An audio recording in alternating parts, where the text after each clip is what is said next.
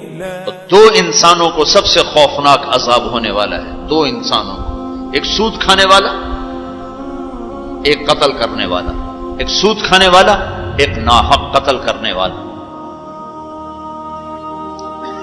یہ ہمارے نبی کی امت ہیں، کسی نے بتایا، کسی نے محنت نہیں کی۔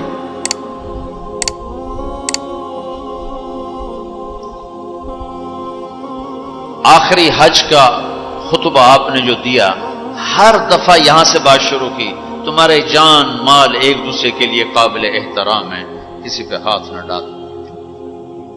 میرے نبی نے کبھی زبان سے کسی کو دکھ نہیں پہنچایا، کبھی زبان سے کسی کا نام لے کر اس کو رسوا نہیں کیا۔ زبان کی لگائی ہوئی آگ ہے جو آج سارے بھڑکتے ہوئے دیکھ رہے ہیں۔ تو بھائیو، محبت سے رہنا سیکھو، معاف کرنا، درگزر کرنا سیکھو، اپنے اللہ کے سامنے جھکنا سیکھو۔ جب قومیں زوال کا شکار ہوتی ہیں، کہتی ہیں یہ فلاں کی سازش ہے، جیسے آج کل کہتے ہیں مسلمان، امریکہ کی سازش ہے جی، اصل یہودیوں کی سازش ہے۔ یہ کراچی کے بینکوں میں جو سود پہ پیسہ پڑا ہوا ہے، یہ امریکہ کی سازش ہے، یہودیوں کی سازش۔ جو رات کو شراب چلتی ہے اور مجرے ہوتے ہیں، یہ امریکہ کی سازش، یہ یہودیوں کی سازش۔ نوجوان اولاد ماں باپ کی نافرمان ہیں، یہ کسی دشمن کی سازش۔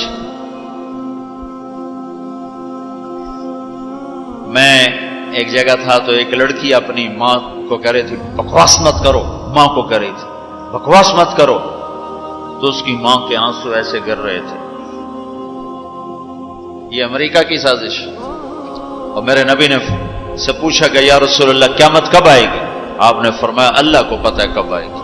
کا کوئی نشانی کہ جب ماؤں کو ذلیل کیا جائے گا تو قیامت آ جائے گی۔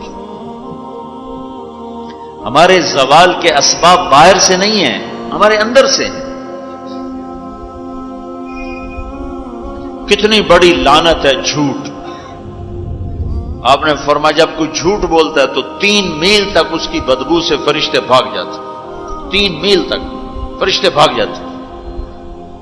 تو پھر پاکستان کا کون سا بازار ہے جس میں کوئی رحمت کا فرشتہ آئے گا؟ کہ ہر دکاندار جھوٹ بول رہا ہے، ہر بڑا چھوٹا تاجر جھوٹ بول رہا ہے، ہر سیاستدان جھوٹ بول رہا ہے۔ ہر سے مراد ہے 100 میں 99 نہیں، 1 لاکھ میں 99,999، کوئی 1 لاکھ میں شاید ایک کوئی سچا مل جائے۔ اور جس قوم میں جھوٹ اور ظلم اور خیانت پھیل جائے وہ قوم تباہ ہو جاتی۔ ان کو کسی دشمن کی ضرورت نہیں ہے، وہ اپنے دشمن خود ہیں۔ جسے نشہ کرنے والے کا کوئی دشمن نہیں، وہ اپنی ذات کا دشمن خود ہے۔ تو ہم اوروں کو الزام نہ دیں کہ یہودیوں نے سازش کر دی اور عیسائیوں نے کر دی اور امریکہ نے کر دی۔ ہم نے کچھ اسپین سے آخری ملک تھا یورپ کے سفر میں، اسپین، تو قدم قدم پہ میں رویا، قدم قدم پہ میں رویا کہ کس طرح مسلمان آپس کی لڑائی میں ختم ہو کے رہ گئے۔ کہ پاکستان اسپین میرے سامنے یوں آتے تھے، یوں آتے تھے، یس، اسپین کی تاریخ پاکستان کے حالات، اسپین کی تاریخ پاکستان کے حالات، اسپین کے مسلمانوں کی آپس کی لڑائیاں پاکستان کے حالات، آپس میں قتل و غارت، پھر پاکستان کے حالات۔ تو اللہ تعالیٰ نے اس طرح ان کو مٹا دیا اسپین سے کہ ایک کلمہ پڑھنے والا باقی نہ بچا۔ مسجد قرطبہ جیسا شاہکار بیچ اس کے گرجا بنا ہوا ہے، صلیبیں لٹکی ہوئی ہیں، بت پڑے ہوئے ہیں، نماز منع ہے، بورڈ لگا ہوا ہے۔ تو میں وہاں محراب کے قریب جا کے کھڑا ہو گیا اور تصور میں دیکھنے لگا کہ یہ وہ جگہ ہے تاریخ سے سبق نہ لینا بھی بڑا اندھیر پن ہے۔ یہ وہ جگہ ہے جہاں یحییٰ بن یحییٰ اندلسی کے درس ہوتے تھے، علامہ قرطبی کی تفسیر چلتی تھی، ابن عربی کے تصوف کے نکات کھولے جاتے تھے، ابن حزم کے فقہی مقالات سنائے جاتے تھے، بقی ابن مخلد جیسی شخصیات یہاں بیٹھ کے قال اللہ قال رسول کہتے، ننگی عورتیں پھر رہی ہیں نکریں پہنی ہوئی، وہ تو ایک ان کے لیے تفریح کی جگہ بنی. میں تو آنکھوں سے بھی رو رہا تھا اور دل سے بھی رو رہا تھا، اور زیادہ رونا اس پہ آ رہا تھا کہ اپنا ملک دیکھ رہا تھا کہ آج میرے ملک کے لوگوں کو ہوش نہیں ہے وہ کیا کرنے. دین پہ نفرت، فرقہ واریت کی نفرت، سیاست کی نفرت، قوم کی نفرت، صوبوں کی نفرت، شہروں کی نفرت، زبان کی نفرت.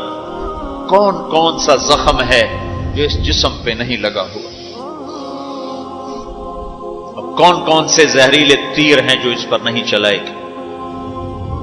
میں ایسے ہی کھڑا دیکھتا، پھر میں محراب کے پاس جا کے کھڑا ہو گیا. تو 700 سال پرانی قرآن کی آیات اب بھی اسی طرح لکھی ہوئی ہے. تو میں نے کہا یا اللہ، میں یہ نماز تو کوئی نہیں ہوگی، کسی کے نزدیک بھی ایسی نماز نہیں ہے، پر تو جانتا ہے کہ میں چاہتا ہوں میں اس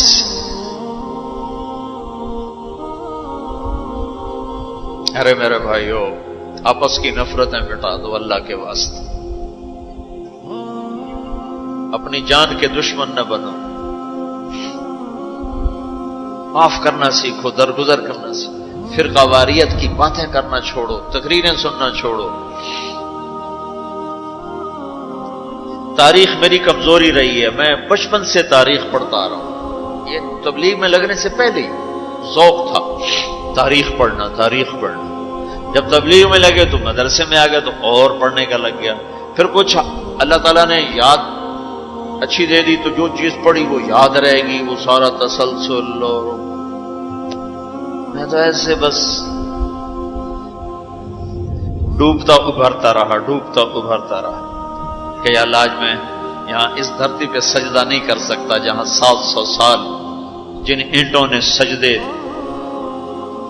کے لمس محسوس کیے، جن اینٹوں نے تیرے لاکھوں کروڑوں پیاروں کے آنسو جذب کیے، جن در و دیوار نے تیرے ہزاروں محبوب لوگوں کے واز و ارشاد سنے، جن کونوں میں تجھے یاد کرنے والے ہزاروں لاکھوں کروڑوں انہیں روشن کرتے آج اسی زمین کے نیچے سوئے ہوئے ہیں. قرطبہ کے قبرستان پہ شہر بنا ہوا، نہ کسی بادشاہ کی قبر باقی اور نہ کسی بڑے کی نہ کسی چھوٹے کی. میں یہاں نماز پڑھتا ہوں، میری نماز قبول کر لے. میں نے اشاروں میں نماز پڑھی، اللہ اکبر، پھر ثنا، پھر سجدہ، پھر رکوع، پھر سجدہ. اللہ اتنا کو کیا ہے، رکوع سجدہ اتنا کر کے تاکہ کسی کو چونکہ جو داڑھی والا اندر آتا نا تو اس کے پیچھے سیکورٹی لگ جاتی کہ کہیں کسی کونے میں چھپ کے نماز نہ پڑھ لے. تو ایک سیکورٹی والا ہمارے پیچھے کر رہا تھا. چلو یا اللہ، میں بھی ان میں ہو جاؤں جنہوں نے اس مسجد میں نماز پڑھی تھی. اور میرا پاکستان اس دور سے گزر رہا ہے، نہ عوام کو ہوش ہے نہ خواص کو ہوش کہ کیا ہو رہا ہے. شاید اللہ تعالیٰ کسی کی فریاد پر آنکھیں کھول دے کسی کی. تو بھائیو، محبت سیکھو، درگزر سیکھو. اس تبلیغ سے خوبصورت محنت، سارے دین کی محنتیں حق ہیں جس سے خیر پھیل رہی ہو، جس سے لوگوں کو نفع پھیل رہا ہو. لیکن میرے بھائیو، دنیا بھی پھری ہے، تاریخ بھی پڑھی ہے.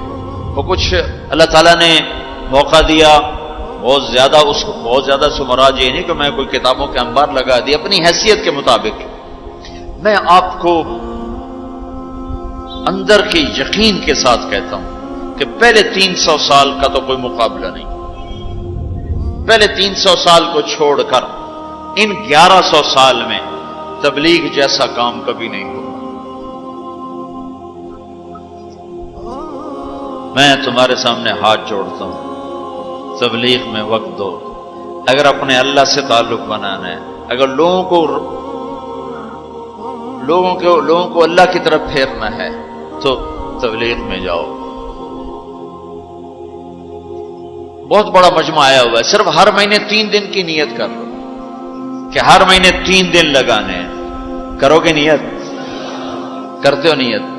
ہر مہینے 3 دن لگانے شروع کرو. تمہاری زندگی میں تبدیلی آ جائے گی.